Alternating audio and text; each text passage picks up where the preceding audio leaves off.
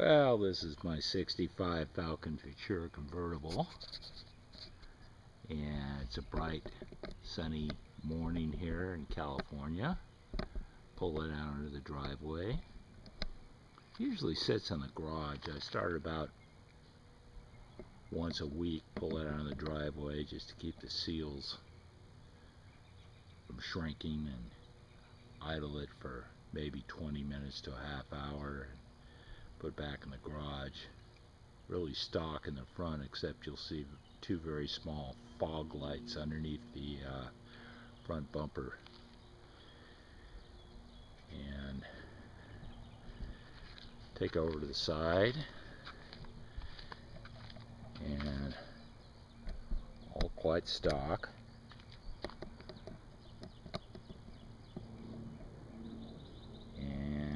Might notice it's got the high performance 289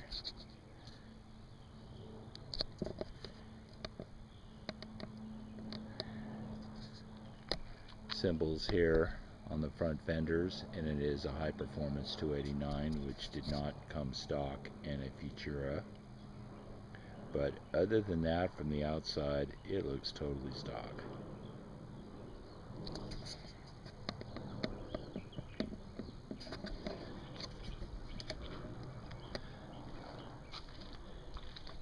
Picture of the side of the car, and I'm going to put the top down.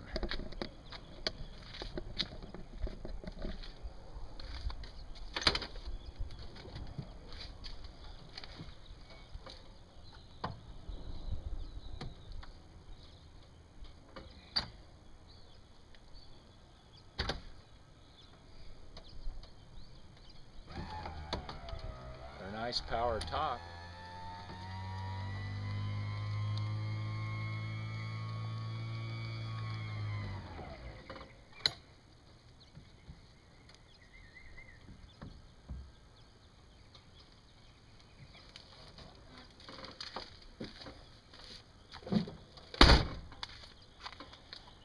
And this was definitely made for California cruising. Getting a lot of glare off the front of my camera, so can't see exactly what I'm looking at. If you look at the side of the car,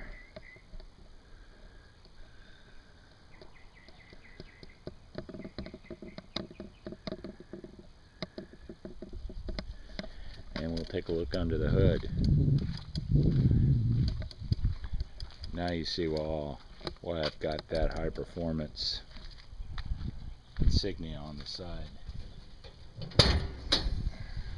A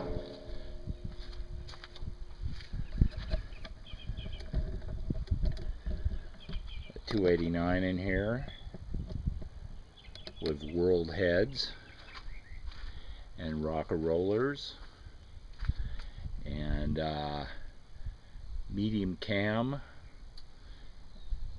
Only put an Edelbrock 600 carb in here. I'm not a racer anymore, and so I want to get some economy out of it. And the distributor's got a solid state ignition, of course. Really a pain in the butt to set the points on these. And normally with a high performance car like this, you would have had, back in the 60s, you would have had dual ignition, dual points, pardon me. And talk about a pain in the butt to set. I'll bring it up a little closer,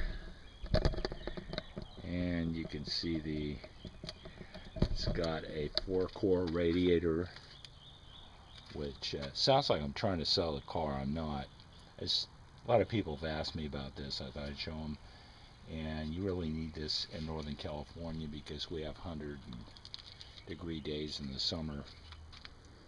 And if you look down here in front, you'll see I've got some pusher fans. Two little pusher fans that are on a thermostat, and it's an adjustable thermostat over here on the left. So I can set them to go on. I used to take this up to Hot August Nights in Reno, and on Highway 70 I'd have the AC on and run just fine, and then I'd get into town and pardon me, I'd run up there with the AC off, and I'd get into town and have to turn the AC on because it was hotter than heck in Reno with all the asphalt, and roll up the windows and it would overheat. So I put these pusher fans. However, after installing the world heads, they have much larger exhaust valves, and I really didn't need the extra cooling anymore. That did it for me. So these fans rarely go on unless I'm just stuck in traffic around town. And I've got a aftermarket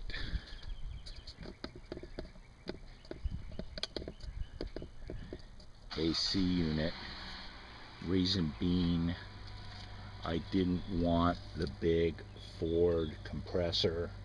If I ever decide to add power steering to this car, I wouldn't be able to hang the bag on here for the power steering fluid. It would be in the way, and it just takes up a lot of room. It's a lot easier to get to my oil filter and everything else without that big Ford compressor. So I opted out on that one. I've also done the Carroll Shelby front end conversion and shorten the upper A-arms by 1 inch, and they're approximately a 1/4 inch back. So who would have known it would have made such a difference in handling. And I've got handling bars on front and rear of this, and you will feel the centrifugal force while you're driving the car, and you kind of feel like you're getting pulled over to the left hand side or the right hand side of the car, except the car itself stays level, which is really nice because it has the original bench seats. Bring the camera around to the side again. We'll open the door up and look at the interior.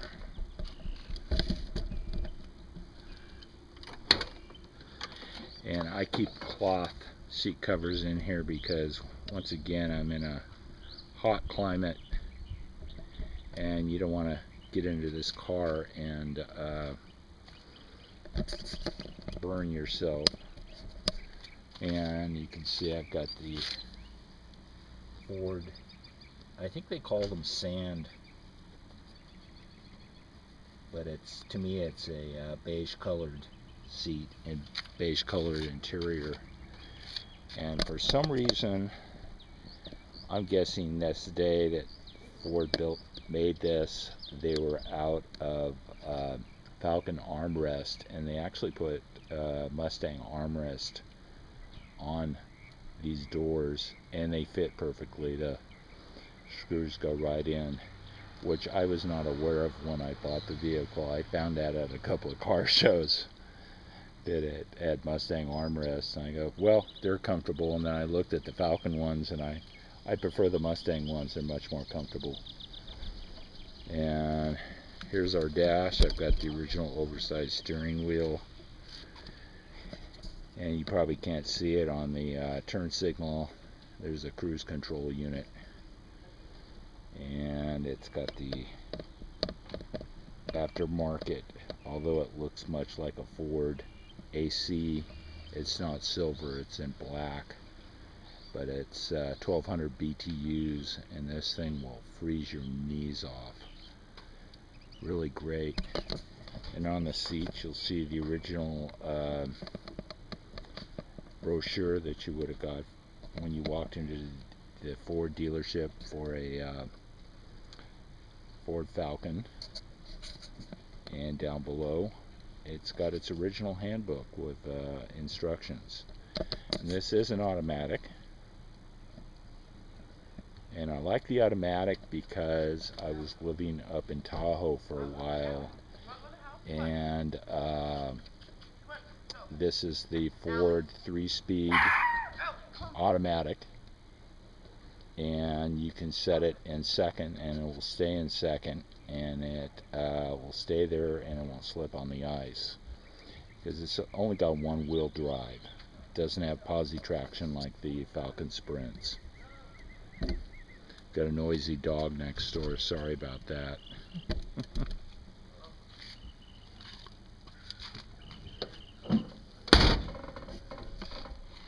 And I didn't remember to bring out the fancy schmancy gas cap. I do have the original gas cap for it, but it will be stolen. I keep it, it's in a box somewhere in the garage. This is a locking gas cap that has been repainted to sort of look like the original gas cap. Bring the camera back somewhat into the garage and get a good look at the rear end. You see the dual exhaust. Pretty cool looking car. When I saw this on the lot, I was 19 years old and I was so impressed. And I couldn't believe they were selling it for $1,200. But of course this was 1968. Somebody traded it in for a 68 Mustang, and why, I have no idea why they would want to do that, but they did. And I got a highly unusual car because they stopped this and making these in mid-production because everybody wanted the 65 Mustangs, and they really wanted the 65 Mustang convertibles. So we'll start it up and you can listen to it.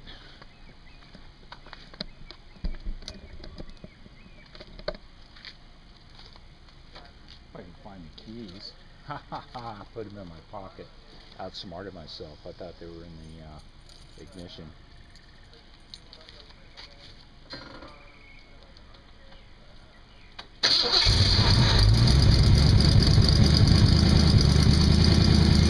Got aftermarket headers and your exhaust, but no glass packs. I'm a little old for that, and the glass packs, I did have glass packs on it, but they're originally giving me headaches because of the noise. Plus you couldn't hear the stereo. I'll turn it on.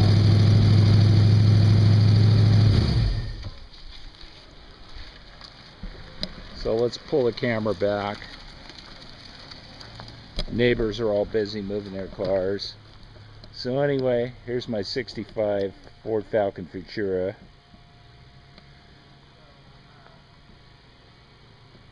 And I hope you enjoyed this little upload to YouTube. Behind it you'll see what I usually drive is my little 3-wheel electric car.